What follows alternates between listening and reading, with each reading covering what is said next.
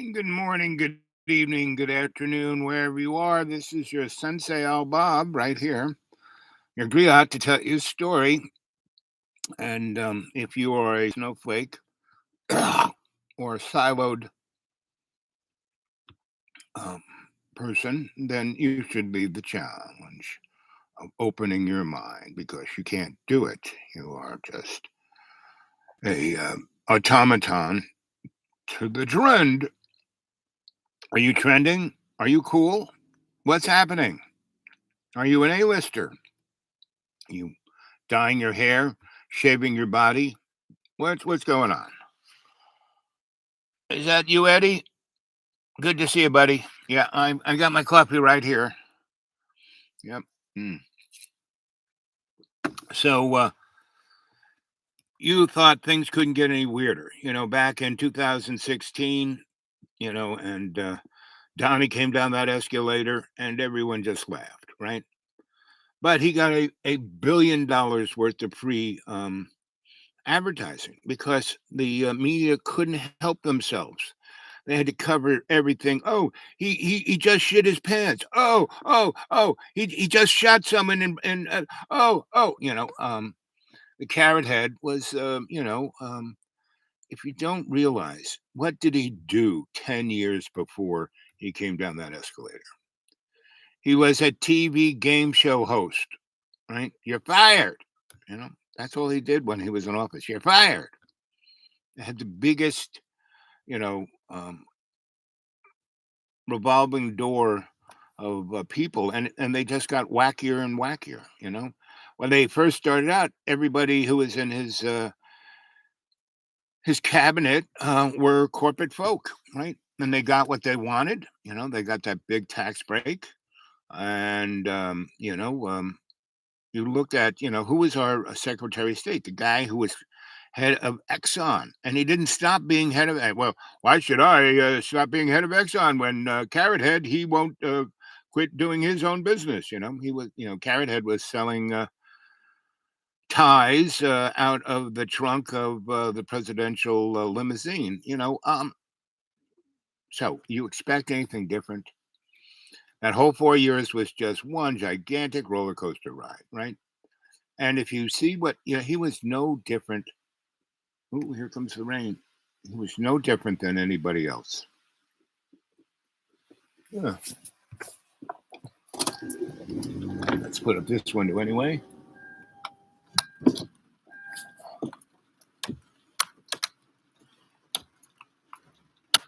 Oh, okay. So, uh, you know, um, so are you ready to become a synthetic human? They are, monkey paw, was the next big, oh my God, I got monkey paw. Oh, you know, um, yes, there are diseases out there. Yes, there are viruses out there, but it's how they're used to manipulate the population. Go read David Icke's books. David, you have to hand it to him. He, 90. I met him in 91, 92, and people. I was part of that crew, but that crew was such a small group of people. We were folks who came from entities like Brookings and the CFR and Trial Out Commission and the UN. I mean, I started a NGO in the UN called the Institute for Aesthetically Adept and Appropriate Technologies. It's truly interesting. If you go look for me in social media, I'm very hard to find, but everything I did is very simple to find. And then if you look at it a little deeper, my picture will be there, walking through the frame, right? And so it's an interesting kettle of fish. And again, go. Orwell wrote Brave New World. When Huxley wrote Brave New World, Orwell 1984. Both those guys were way insiders. They came from rich, influential families, and they were just promoting what the hidden hand wanted. And Zuckerberg is losing his pants. He's going to be homeless soon, right? And he was going to, he was the third richest guy. He's now down to the 12th, right? And Facebook ain't cool anymore. And so, and he sold, he totally dissed everyone by selling their data. And, he's just going to be like one of those poor Hollywood A-listers who's now working in the car wash, So it's very interesting. And same with, all these guys, Mr. Amazon and what's his name, Elon Musk. They're all poster children. They don't have a clue. They haven't invented anything. They're like the Chinese, who steal everything and market it and have slaves to make a profit off it. So it's that is the world we're heading for. And the only thing that will stop it is love co-creation. That if you in every day, in every way, take the piece of the earth and make it stronger by what you do, by being your best. That's what I'm going to do. You don't have to be an A-lister. You don't have to, I did all this stuff in my life.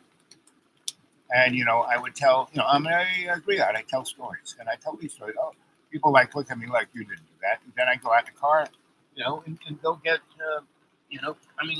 back in the day, when I was having these experiences, my teachers would say, you got to tell people about this.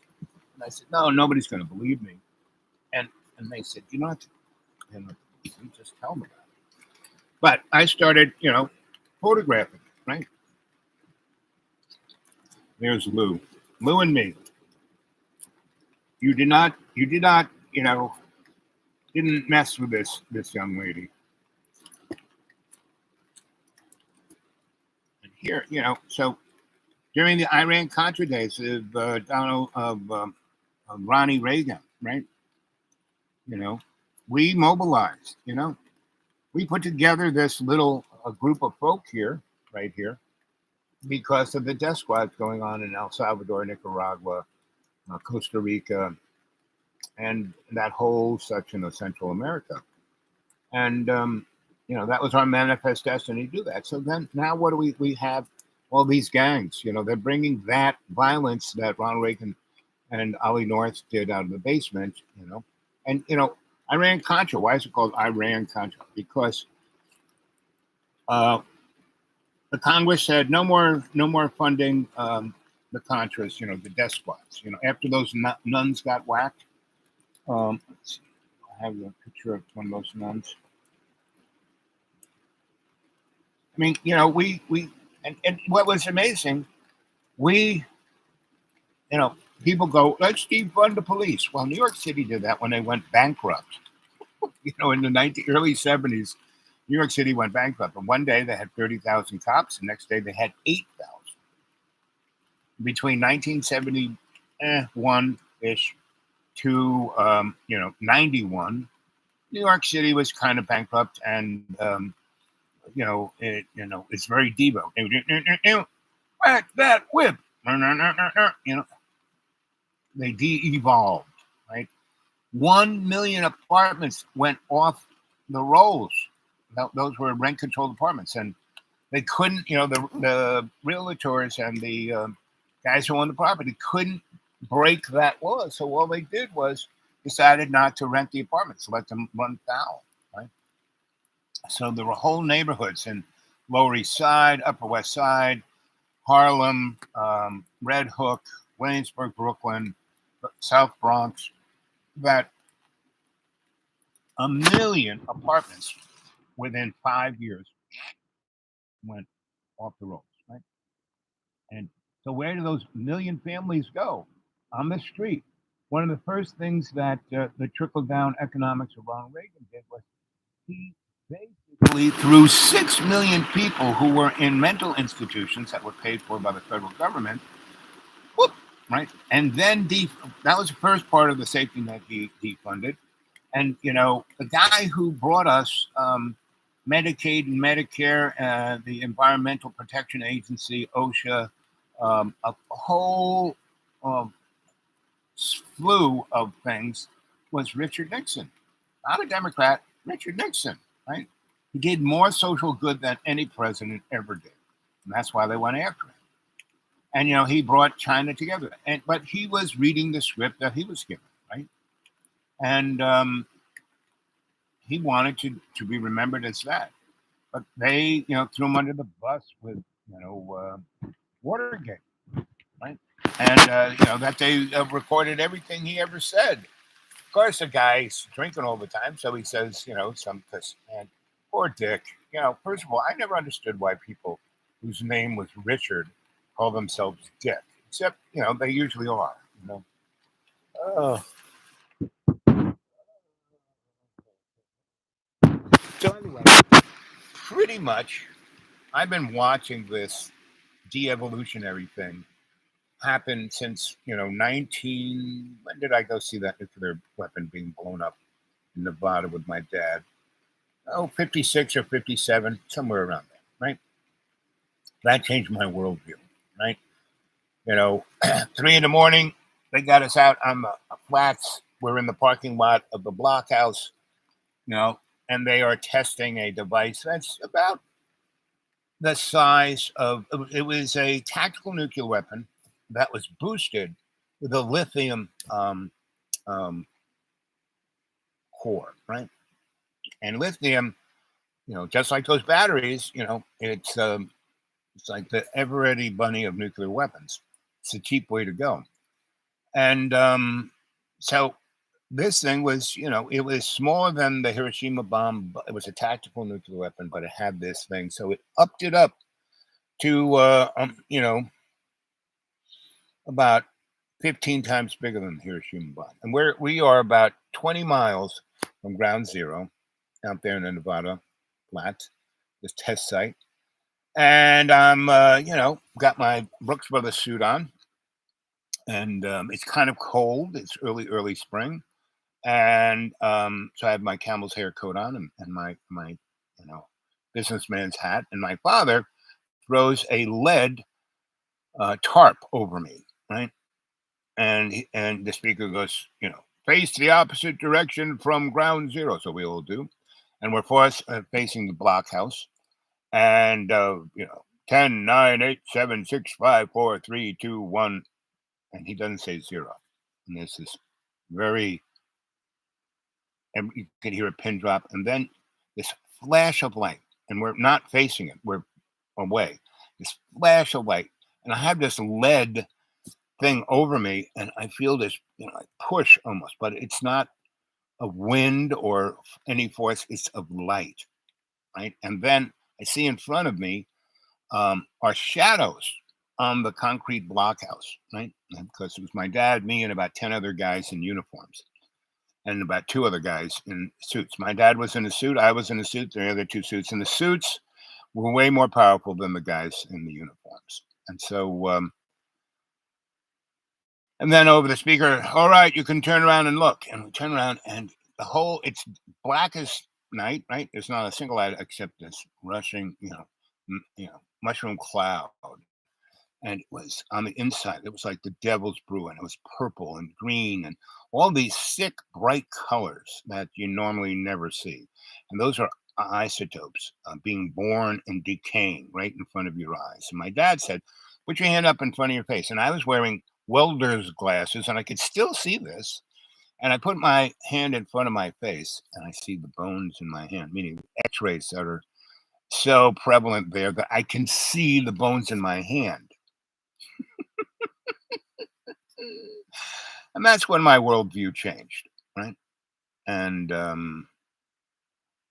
so nothing that I see in front of me since then has, and yet, that x-ray, that nun who crushed my larynx, broke the orbit of my eye, smashed a little stirrup in my ear, crushed my head like a melon. Basically, I was changed. And now that's all happening to you. Glyphosate, which is the major component of a Roundup, is very interesting because when it was invented as an antibiotic and antifungal. And that is the main thing that kills weeds, right? And it's very interesting to see when that chemical came on the market in 19 in that not Roundup per se, but glyphosate came on the market from about 72. From that point on, it went like this with the number of young people having learning disabilities and autism. Meaning, in 1970, um, it was one in 10,000 that had autism. Today, it's 1 in 30. By 2035, it's expected to be 1 in 3. And autism is a scale. It's not just one thing. It's a scale, right? And then behind that scale of autism is these learning disabilities, right? And so that nun crushed my basically murdered me. And luckily for me, my godfather was a cardinal, and he put me in a sanctuary. It was called not a seminary. It was a sanctuary, and it was a the what order starts with M. Muslim, but close to it. Marinols, and in this sanctuary, it was a community, and it was women and men together. And women had their own little barracks over here. Men had their own two big houses. It was a big estate in Garden City, really plush, really nice, and they're all scholars, all brilliant people. And these guys pasted me back together. So my jaw was wired shut. Right, this eye couldn't see, this ear couldn't hear, and they basically say, well, you're not really all blind in this eye, just kind of, right? And you're not really all deaf in this ear, just kind of. So an audiologist and a speech therapist put my ear and my throat and my voice. The way she crushed my esophagus is that the air does not move past my voice box the way it does for most people. So I don't know if you've ever seen people with um, cancer of the larynx, and so they have to either have this little thing there and they speak like this, or they burp and speak. Now I don't do either of those, but I do something akin to that. And part of that is that I have to be real clear in my brain over here what I'm going to say. If there's any kind of trepidation of what word I'm going to use, I start to stutter. So I had to, once they unwired my mouth and I tried to speak, I stuttered like you couldn't believe. So now, here I don't stutter. But that's because I've already put on the tape back here what I'm going to say, right? And that's what makes me a good storyteller. I already have it queued up, right? So that's the opposite from what anybody else is doing. No one's even thinking. I mean, you watch the news. I don't watch anything, Don't believe a word I say. Good morning, good evening, good afternoon, and welcome to Dreamy Dreamland with Sensei Al Bob. It's 18 minutes and 18 seconds that we've been having the show. There's two of you here. Eddie's here. Who else is here? Frederick of Hollywood. Is that who it is? And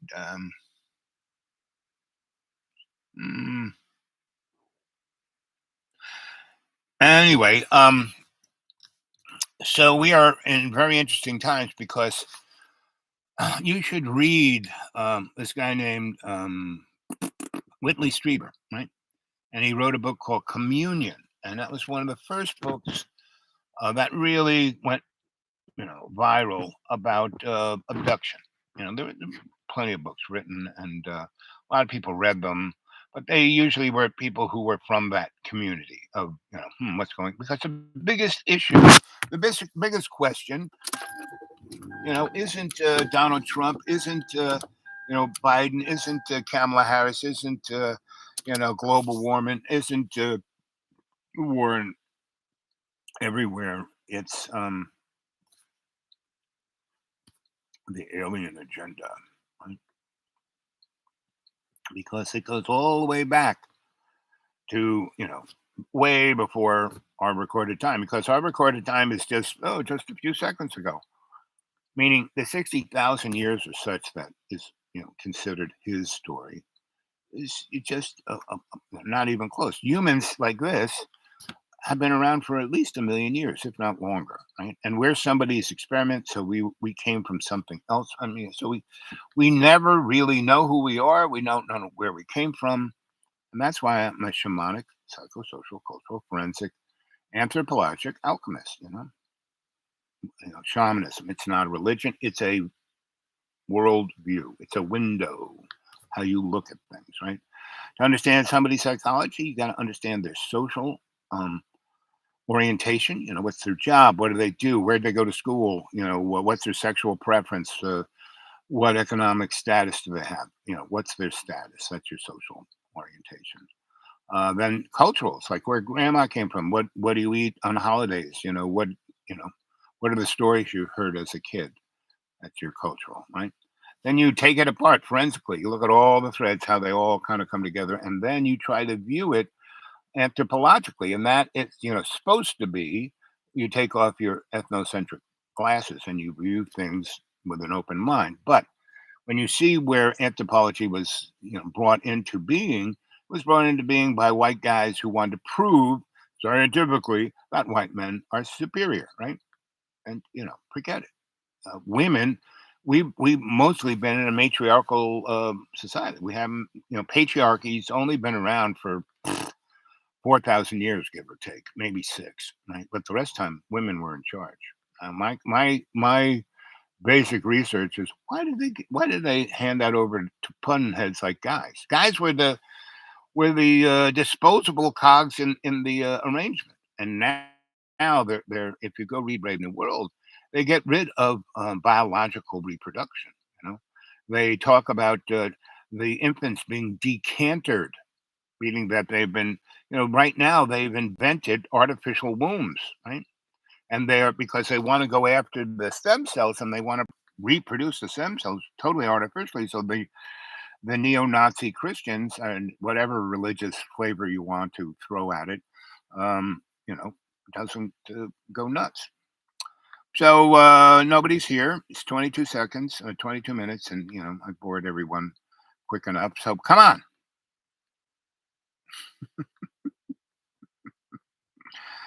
And the rain has stopped, so maybe I'm gonna kick on and get down the road and go do my laundry, maybe. But if there were people here, it'd be nice. I love it, Frederick. Good to see you, and Ed. Always good to see you too, my friend. And well, I'd love to have more comments, thoughts of what you think of what I'm saying, right? Thoughts of what you're feeling. Yeah, who are you? What do you want? What do you want? How do you want to get it? Most of the people I see around here are getting it through lying, cheating, stealing, and being stupid. That doesn't, that works for only so long. My Floridian neighbor. I mean, he's an all right guy, but I feel sorry for him because he has to run around so fast. I went over to see my holler mechanic, and my holler mechanic, takes care of me, and he's right there. He's like, right there. So um, I told my Floridian neighbor about because he drives up and down this road and it's got a lot of ruts, and he basically broke the crankshaft of his motor by bam, bam, boom, smash, crash. And Johnny Boy, um, at the school, he did the same thing. He had this big, I mean, one of those gigantic super trucks that's like you need a step ladder to get in to. He would drive that down the road like, wow, and he broke the crankshaft of the motor because smash, crash, and stuff. I mean, I go up and down this road at 2 miles an hour. Nice, it's only the really crappy part of the road is only half a mile, right? So if I'm only doing 3 miles an hour, the difference from my front door to the top of the hill It's like a minute. I don't have to go 40, but that guy comes flying down the road and he eats up the road. So he said to me, "Why aren't you fixing the road?" I said, "Because it's our road. You should be fixing it too." He hasn't done zip except put up a big gate, which means nothing. I mean, there's a big space between, and he put the gate on the utility pole, meaning one day the utility guys are going to get upset with him on that one. And so it's just stuff like that. And I'm seeing, and the rich. I mean, this guy thinks he's rich. No, he bought, you know, 10 acres from some poor guy on the other side of the river who was, basically about dead, had no money, and couldn't live creatively like your sensei Bob here. I mean, I live on $400. I mean, after I pay my everything else for my Social Security, I have $400. That's my disposable income to put gas in the car and eat and do whatever else. Right, $400. After medical stuff, insurance, this, utilities, blah blah blah, phone bill, all that. I basically, I live on 700 and something dollars, and after I paid that, which all those things are paid automatically, just come straight out of that. I don't even have to send anything, and you know, I have 400 to play around with for a month, for 30 days, $400, right? So that's like a little less than $9 a day, give or take, right? So, and that's including gas, and gas is really going up. So my gas thing has been quite interesting. So anybody wants to send something my PayPal, it still works. They make it a little more. They security check, and they had these 6 pictures, right?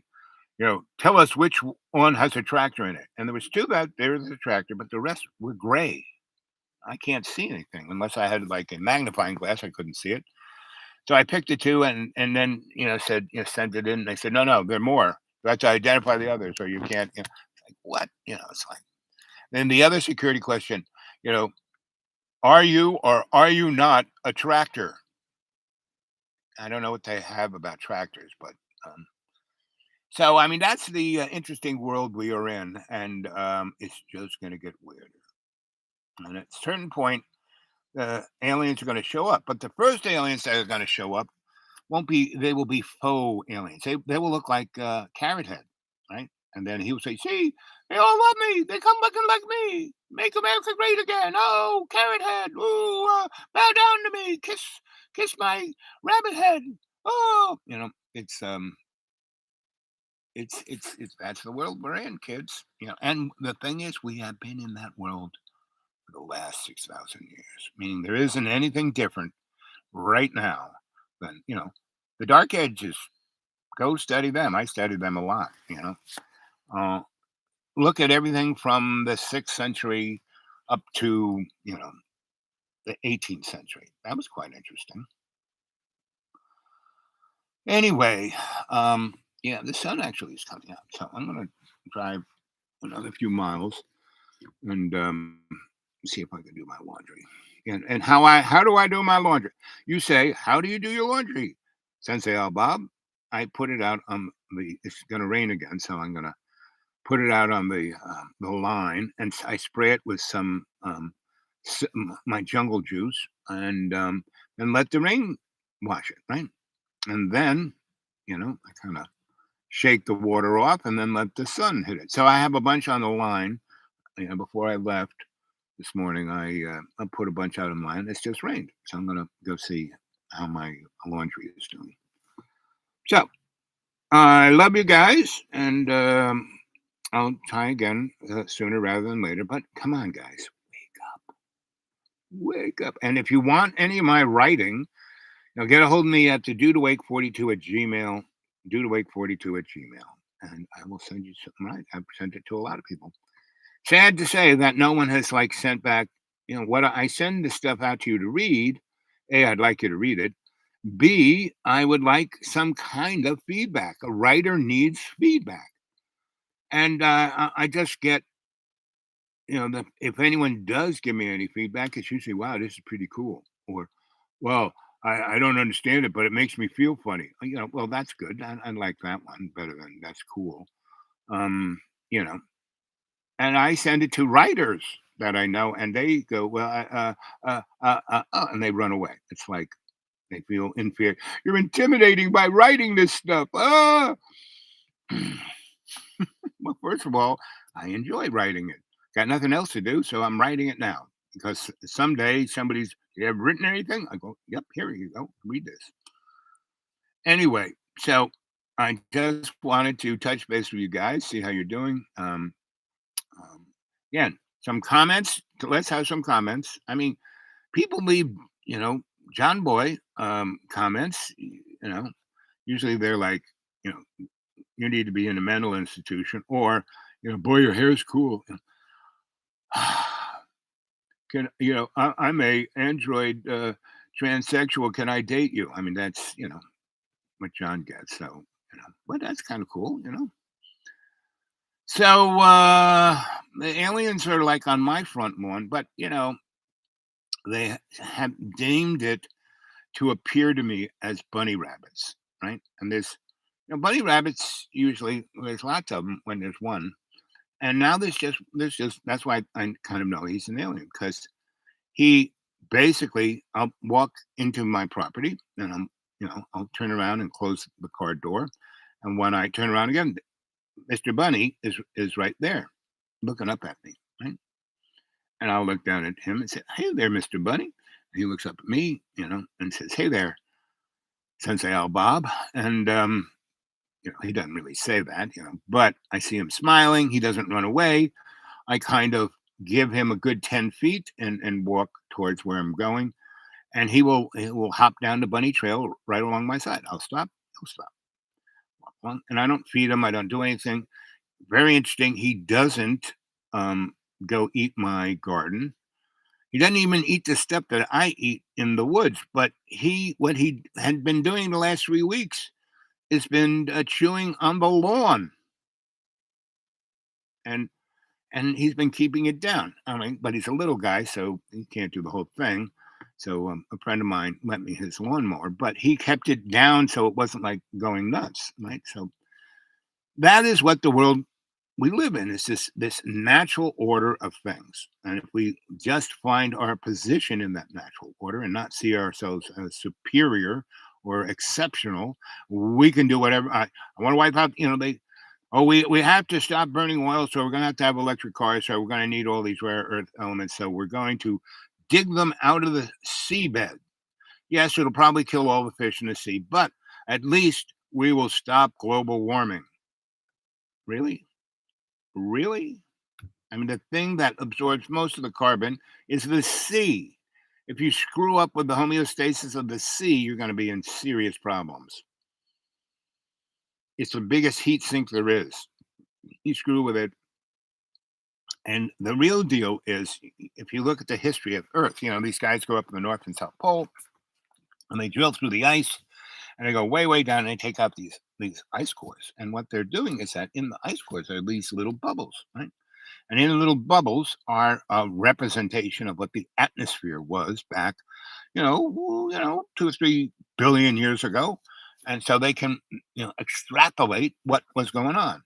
And what they've extrapolated is that the Earth has been mostly a ice ball for its majority of its life. This nice little Goldilocks zone that we're living in for the last 6 million years, and like 6 million years is nothing compared to 6 billion years. So what we've had for the last and in those 6 million years, maybe 1 million of those years was like perfect for us, and we're screwing with it. And now, in essence, we're not really. Meaning, humans are just like salt on a potato chip. Kind of interesting, a little tasty, but really don't add anything to the big picture of a potato chip, right? Because the big picture of the potato chip is the potato, right?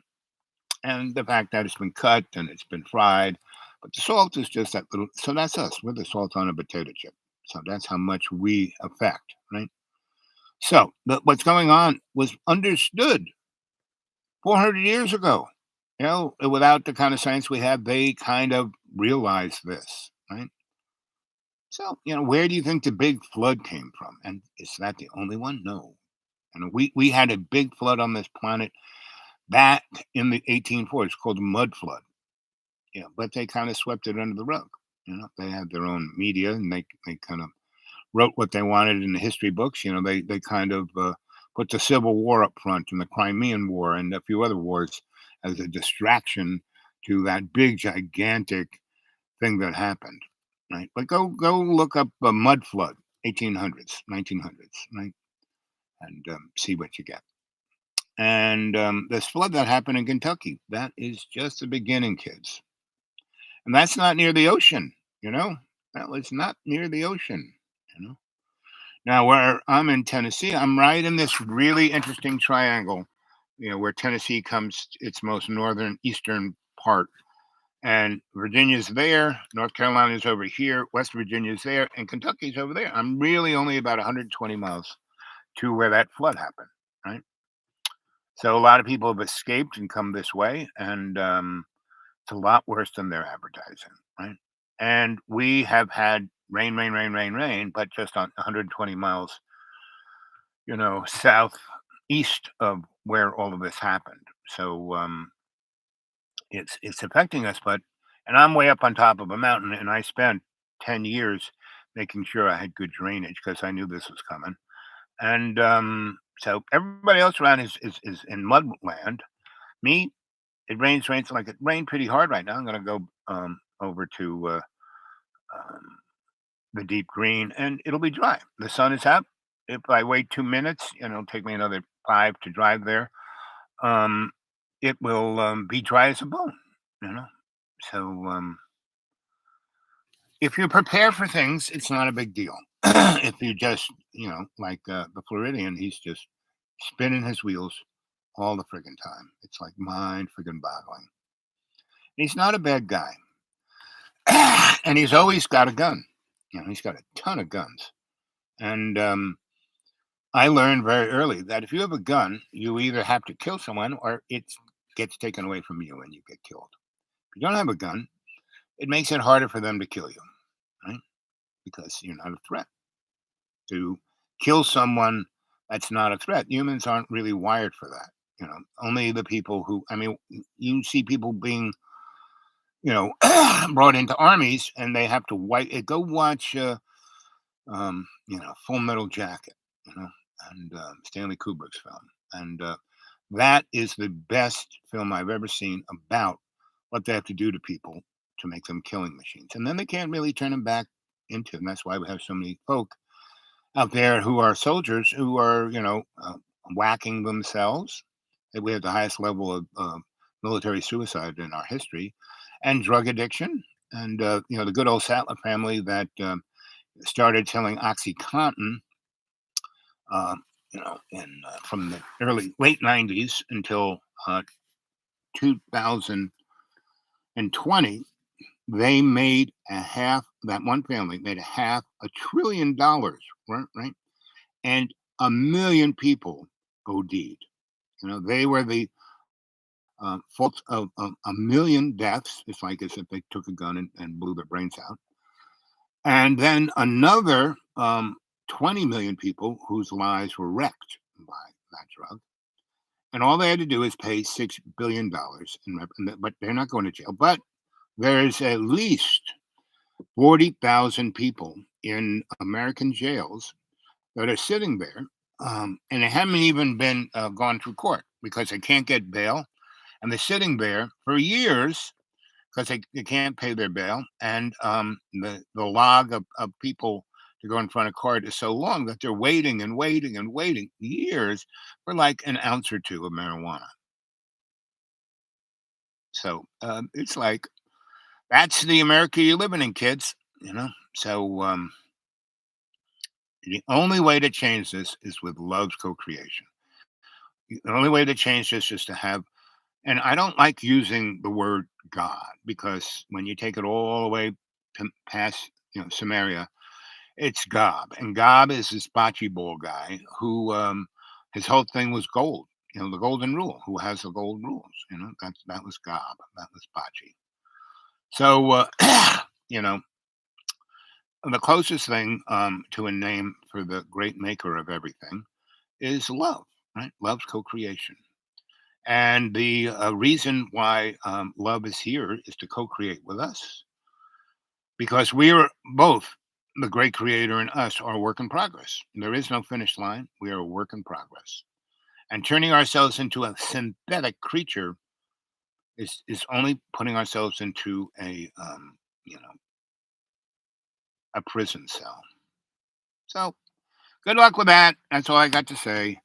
I'll talk to you again. I want you to think about this. Let's have some comments. Let's have a dialogue. Let's see. Anybody say anything here?